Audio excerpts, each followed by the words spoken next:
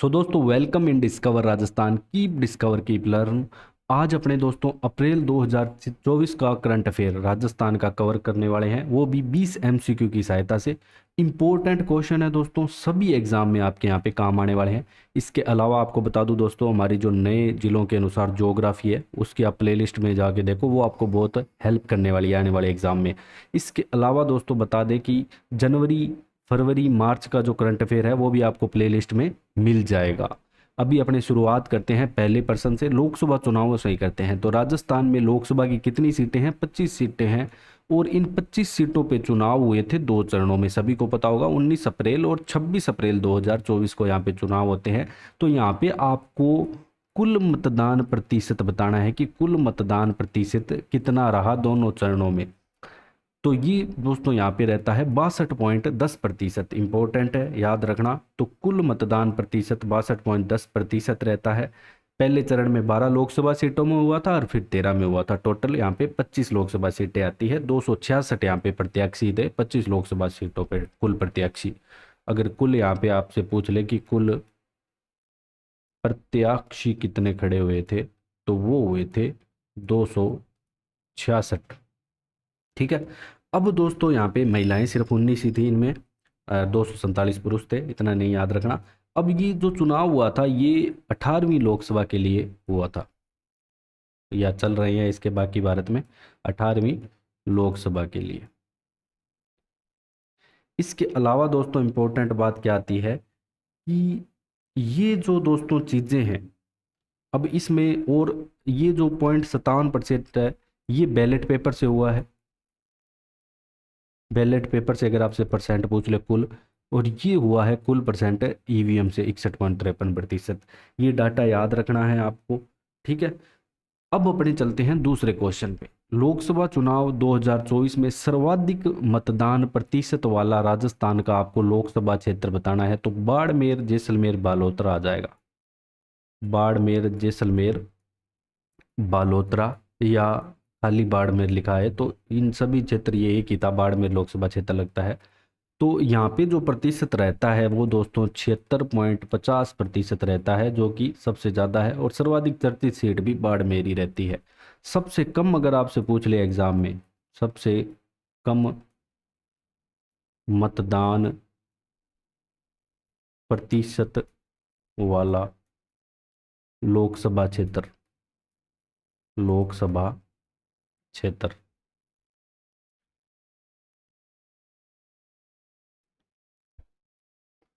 तो ये दोस्तों आपका आ जाएगा करौली धौलपुर।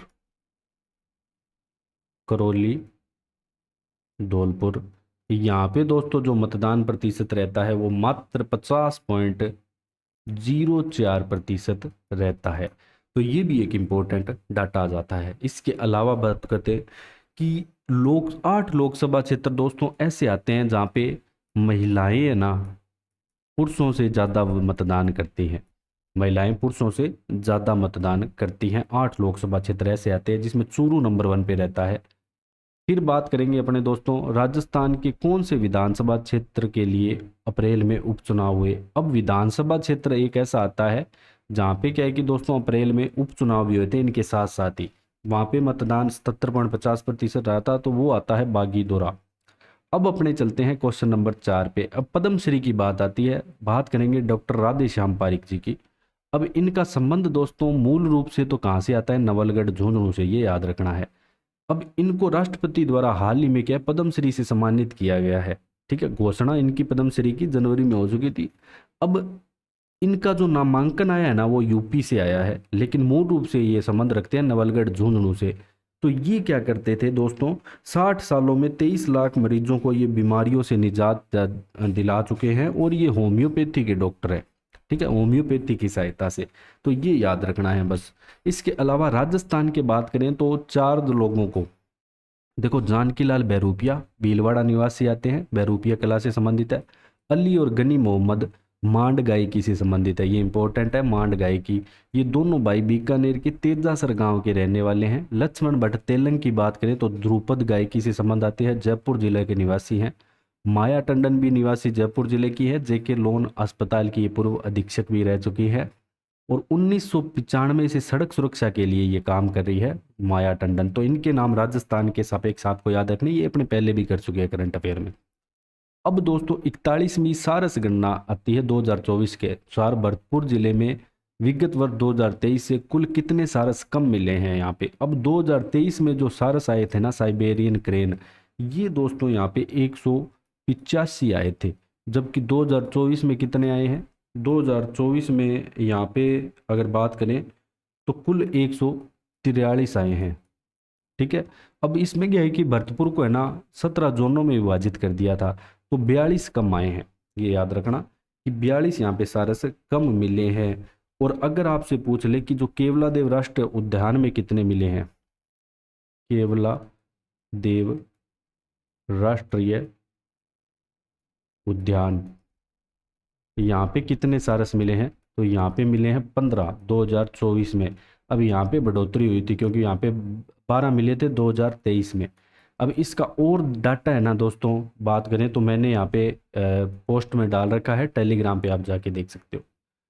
अब क्वेश्चन नंबर 6 आता है दोस्तों, रूट्स ऑफ राजस्थान एक अभियान चलाया गया, इसके बारे में कौन सा कथन सत्य है। अब दोस्तों ये अभियान है ना राजस्थान के 75वें स्थापना दिवस पे, अब राजस्थान दिवस अपने कब बनाते हैं, 30 मार्च को बनाते हैं, ये ध्यान रखना।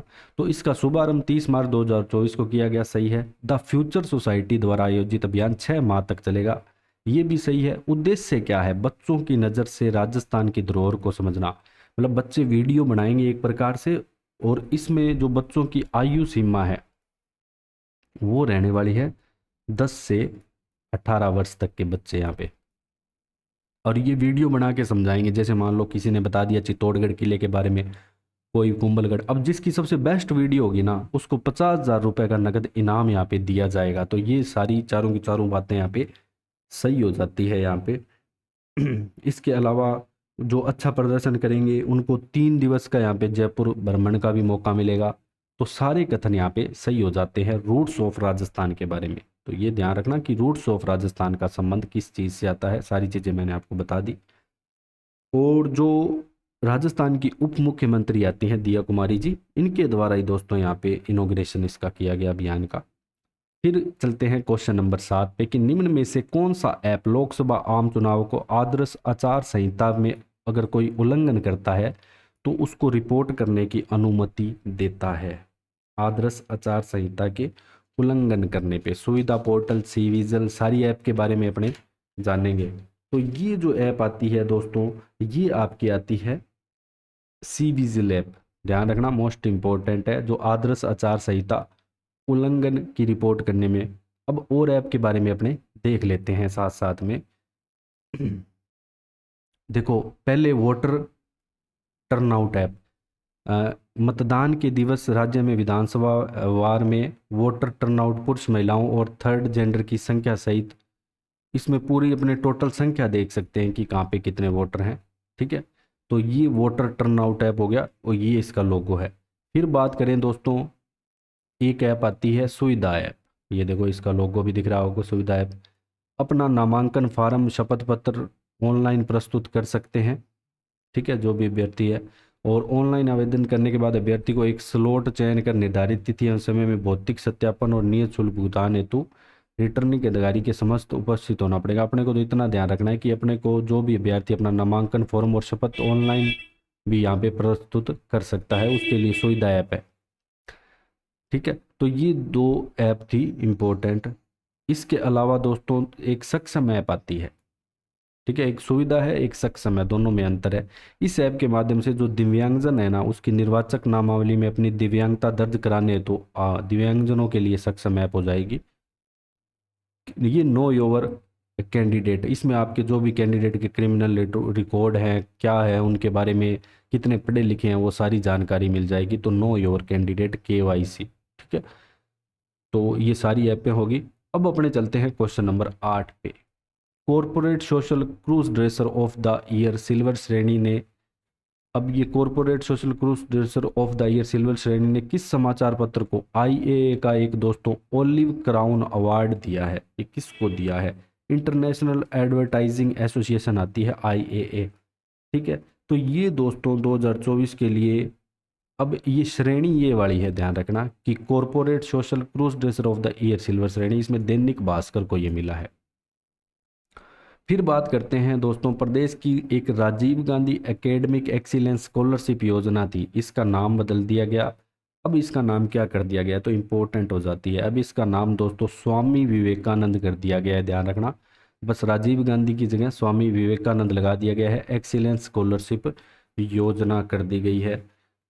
सीटों की संख्या 500 ही रहेगी, लेकिन विदेशी संस्थानों की पढ़ाई के लिए सीटें यहाँ पे 300 की जाएगी। ठीक है, तो कुल सीटों की संख्या यहाँ पे 500 है। फिर बात करेंगे क्वेश्चन नंबर 10 की। पोषण ट्रैकर रिपोर्ट आती है एक, इसके अनुसार राजस्थान में सर्वाधिक कुपोषित बच्चे किस जिले में है। मोस्ट इंपॉर्टेंट क्वेश्चन है दोस्तों, आपको कोई ना कोई एग्जाम में जरूर देखने को मिल जाएगा। तो सारों से सबसे ज़्यादा कुपोषित बच्चे आते हैं दोस्तों आपके अति गंभीर कुपोषित जिले में उदयपुर आता है टॉप पे। ठीक है, तो यहाँ पे 12,000 कुल कुपोषित बच्चे की बात करें तो यहाँ पे आ जाएंगे 12,976 बच्चे, और जिसमें से अति गंभीर की श्रेणी आती है एक इसमें। ठीक है, इसमें भी एक श्रेणी में बांट दिया गया, तो अति गंभीर में इसमें आ जाएंगे 3,483। तो टॉप 3 अगर आपसे पूछ ले तो फर्स्ट पे उदयपुर हमने पढ़ ही लिया, सेकंड पे आ जाएगा आपका दोस्तों दौसा, यहाँ पे 12,459। ये डाटा नहीं पूछेगा आपसे, बस ये याद रखना उदयपुर, दौसा और बांसवाड़ा, यहाँ पे टॉप 3 सबसे ज़्यादा कुपोषित बच्चे मिलेंगे। न्यूनतम कुपोषित जिलों में ये आएगा। ठीक है, तो न्यूनतम कुपोषित जिले अगर आपसे पूछ ले, न्यूनतम कुपोषित जिले, तो इसमें दोस्तों जैसलमेर आएगा। दूसरे नंबर पे दोस्तों आपके कोटा, और तीसरे पे आ जाएगा धौलपुर, इसके बाद चूरू और गंगानगर, कुल 5 जिले आते हैं। फिर अपने चलते हैं दोस्तों क्वेश्चन नंबर 11 पे। निम्न में से कौन सी जगह पहली बार विदेश में है ना गणगौर फेस्टिवल मतलब गणगौर का त्यौहार मनाया गया, कौन सी जगह मनाया गया, तो ऑस्ट्रेलिया में, मेलबर्न में। कहाँ पे, ऑस्ट्रेलिया, मेलबर्न में पहली बार गणगौर को सेलिब्रेट किया गया। अब आप ये बताओ कि गणगौर का त्यौहार कितने दिन चलता है, कमेंट करके। निम्न में से कौन सी महिला, मोस्ट इंपॉर्टेंट क्वेश्चन है दोस्तों, एक महिला आती है जो संयुक्त राष्ट्र में जनसंख्या और विकास आयोग के वार्षिक सम्मेलन में पंचायत स्तर पर कैसे मतलब बालिका और महिलाओं को सशक्त करना है उसके लिए नवाचार करती है। ये उनका अपना अनुभव साझा करती है कि मैंने क्या क्या यहाँ पे नवाचार यहाँ पे किए हैं इस फील्ड में बालिका और महिलाओं के विकास में। और कहाँ पे प्रतिनिधित्व करती है, संयुक्त राष्ट्र में जनसंख्या और विकास आयोग के वार्षिक सम्मेलन में। और इन्हें क्या है कि हॉकी वाली सरपंच के नाम से भी ये क्या है, प्रसिद्ध हैं, हॉकी वाली सरपंच के नाम से भी प्रसिद्ध है। तो इनका नाम बताना है, तो इनका नाम आता है नीरू यादव। और नीरू यादव का संबंध कहाँ से आता है पूछ ले तो दोस्तों झुंझुनू से। ठीक है, तो झुंझुनू जिले से दोस्तों इनका संबंध आता है, तो ये चीज़ भी आप ध्यान रखोगे। तो ये जो सम्मेलन हुआ था ना, ये न्यूयॉर्क में हुआ था, इसे CDP बोलते हैं। फिर अपने बात करते हैं दोस्तों अगले क्वेश्चन की। अगला क्वेश्चन आता है कि जो स्वयं पोर्टल है निम्न में से किस विभाग से संबंधित है। स्वयं पोर्टल के बारे में बताना इंपॉर्टेंट क्वेश्चन है दोस्तों। अब यहाँ पे जैसे गर्मियों की छुट्टियां हो जाएगी ना, वहाँ पे उस समय का सदुपयोग करने के लिए शिक्षा विभाग ने दोस्तों यहाँ पे ये चालू किया है कि बच्चों की पढ़ाई खराब ना हो। इसके लिए क्या है कि 11वीं और 12वीं कक्षा के 11 विषयों के 28 कोर्स होंगे इसमें। कौन सी, ये जरूर ध्यान रखना, 11वीं व 12वीं कक्षा के 11 विषयों के 28 कोर्स, जिनसे बच्चे क्या है कि ऑनलाइन पढ़ पाएंगे, अपनी छुट्टियों का सदुपयोग कर सकेंगे, तो उनके लिए है। इसमें 16 कोर्स 11वीं के और बाकी सारे बचे हुए 12वीं के कोर्स होंगे। तो ये 16 मई के बाद अकवास होगा, तो 30 सितंबर 2024 24 तक इस कोर्स का संचालन किया जाएगा। तो ये स्वयं पोर्टल पे कोर्स का संचालन किया जाएगा 30 सितंबर 2024 पे। अब दोस्तों राजस्थानी यहाँ पे फिल्में ज़्यादा देखने लग गए हैं। और मैक्स मीडिया रिपोर्ट आई है, उसके अनुसार सर्वाधिक सिनेमा दर्शकों में बढ़ोतरी किस राज्य में दोस्तों यहाँ पे देखी गई है।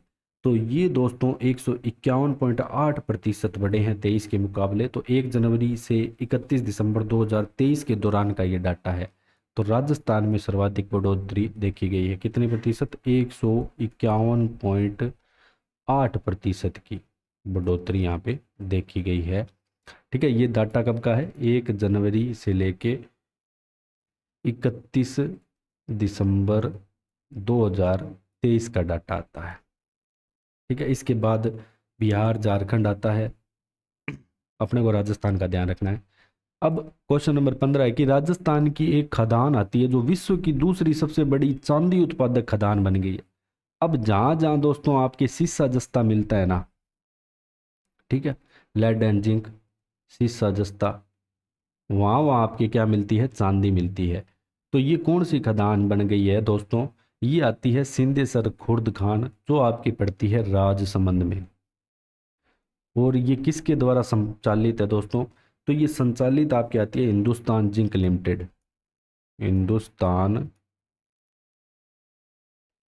Zinc limited. इसके अलावा दोस्तों दो सिल्वर इंस्टीट्यूट आता है अमेरिका का, यूएसए का, उसके द्वारा ये सर्वे किया गया था। और 2024-23 में इसकी रैंक क्या थी, तो 2023 में ये स्थान था इसका चौथा। और अब कौन सा स्थान पे आ गई है, विश्व में दूसरे नंबर पे ये आ गई है। तो ये ध्यान रखना है। और भी बहुत सारी खाने हैं, जब अपने खनिज पढ़ते हैं तो उसको अच्छे से वहाँ पे करते हैं। तो प्लेलिस्ट में आप जाके देखो खनिज के बारे में। अब इसके अलावा जो ये कंपनी है ना हिंदुस्तान जिंक लिमिटेड, ये विश्व की तीसरे सबसे बड़ी चांदी उत्पादक कंपनी भी बन गई है, ये भी ध्यान रखना। जो हिंदुस्तान जिंक लिमिटेड है, ये विश्व की तीसरी सबसे बड़ी चांदी उत्पादक कंपनी भी बन गई है। विश्व की तीसरी सबसे बड़ी चांदी उत्पादक कंपनी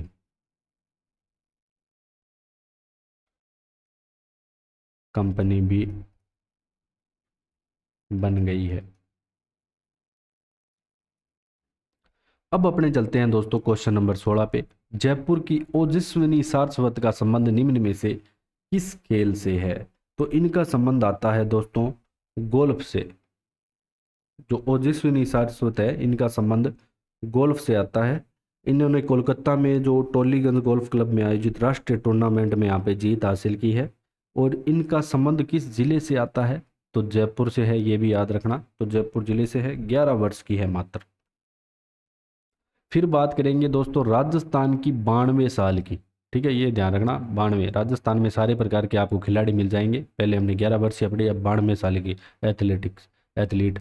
92 वर्षीय महिला आती है पान्ना देवी गोदारा, इनका नाम आता है। ठीक है, अब जो पान्ना देवी गोदारा है, पुणे में आयोजित होती है 44वीं नेशनल मास्टर एथलेटिक। यहाँ पे ये 3 गोल्ड मेडल और लेके आती है, देख लो 92 वर्ष की उम्र में 3 गोल्ड मेडल यहाँ पे हासिल किए हैं। अब जो दोस्तों ये मेडल हासिल किए हैं ना, इसमें इन्होंने, इनके द्वारा 2 मेडल हासिल किए गए हैं।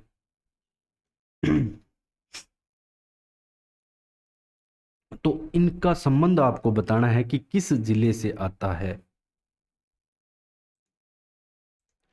तो इनका संबंध दोस्तों यहाँ पे बीकानेर जिले की नोखा तहसील से, बीकानेर जिले की नोखा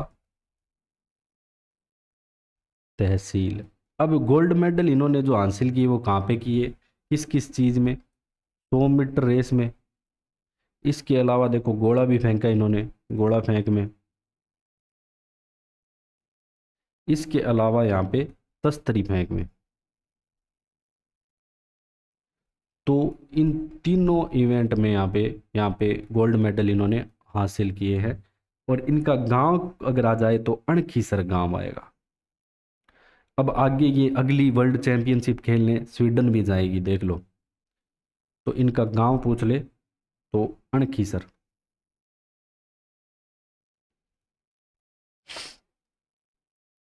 फिर बात करेंगे दोस्तों जीण माता मंदिर के अंदर कितने शिलालेख हैं। अभी क्या है कि जीण माता धाम पे लक्खी मेला लगा था 9 से 17 अप्रैल को। तो यहाँ पे एक रोपवे की भी सुविधा की गई है जीण माता मंदिर से काजल शिखर माता मंदिर तक। और यहाँ पे दोस्तों बात करें अभिलेख तो 8 शिलालेख बात करें तो 8 शिलालेख यहाँ पे स्थित है या स्थापित है, आपको मिल जाएंगे। तो सबसे पुराना यहाँ पे शिलालेख संवत 1029 का है। सबसे पुराना शिलालेख आ जाए तो वो है आपका 1029 संवत का। ठीक है। और जीण माता का मंदिर कहाँ पे है? सीकर में है, रेवासा गांव के पास 10 किलोमीटर दूर पड़ी है, पूरा जंगलों से घिरा हुआ है। इसे अलग अलग नाम से भी जाना जाता है, मधुमक्खियों की देवी। ठीक है। और इसका मंदिर बताते हैं कि 8वीं सदी में निर्मित है और दक्षिण मुखी मंदिर आता है। फिर बात करें 19 क्वेश्चन नंबर, क्रिकेटर आते हैं अव्यांश सिंह, इनका संबंध किस जिले से आता है? अव्यांश सिंह का संबंध, इनका संबंध दोस्तों आता है भरतपुर जिले से। और गेम भी पूछ सकता है, क्वेश्चन को कैसे भी घुमा फिरा के पूछ सकता है, तो क्रिकेट से। ठीक है। अब अपने चलते हैं, एक और ध्यान रखना, एक और क्रिकेटर, ये क्या है कि इनका अपने यहाँ पे क्यों पढ़ रहे हैं अभियान सिंह को, ये इंग्लैंड में काउंटी क्रिकेट खेलने के लिए इनका चयन हुआ है। और ऐसे एक और आते हैं चंद्र प्रताप सिंह, ये भी खेलेंगे। इनका संबंध आता है जयपुर जिले से। ठीक है। इनका संबंध किस जिले से आता है? जयपुर जिले से। ये भी इंग्लिश काउंटी क्रिकेट खेलने के लिए इनका चयन हुआ है इन दोनों का। फिर बात करें क्वेश्चन नंबर 20, हाल ही में राजस्थान समरसत्ता रत्न अवार्ड किसे प्रदान दोस्तों यहाँ पे किया गया है? जो समरसत्ता रत्न अवार्ड है ये किसे प्रदान किया गया है? तो ये मनोहर थाना निवासी आते हैं। इन्होंने क्या किया था, गौ सेवा के कार्यों के लिए इन्हें ये अवार्ड दिया गया है दोस्तों। तो ललित गुप्ता को, मोस्ट इम्पोर्टेंट है ध्यान रखना, राजस्थान दिवस पे ये अवार्ड मिला था। और गौ सेवा, क्या कार्य किए थे ललित गुप्ता ने? गौ सेवा हेतु। फिर बात करेंगे आज का लास्ट क्वेश्चन, दीक्षा जाट का संबंध किस खेल से है? मुक्केबाजी, कुश्ती, कराटे या इनमें से कोई नहीं? तो दीक्षा जाट दोस्तों नंगला दांदू डीग की है। तो जो इनका संबंध आता है वो डीग जिले से आता है। किससे? डीग जिले से, जो भरतपुर से नया जिला बना है। और ये 2 बार भारत केसरी बन चुकी है, 2 बार राजस्थान केसरी भी रह चुकी हैं। तो इनका संबंध दोस्तों कुश्ती से आता है, ध्यान रखना। ठीक है। कुश्ती खेल से संबंधित है। इसी के साथ ही दोस्तों आपके अप्रैल 2024 के करंट अफेयर समाप्त होते हैं। अगर आपको थोड़ी बहुत भी चीज़ें आपके लिए हेल्पफुल लग रही है तो आप हमें शेयर सब्सक्राइब जरूर करें दोस्तों, इससे हमें भी थोड़ा मोटिवेशन मिलता है। So thanks for joining discover Rajasthan.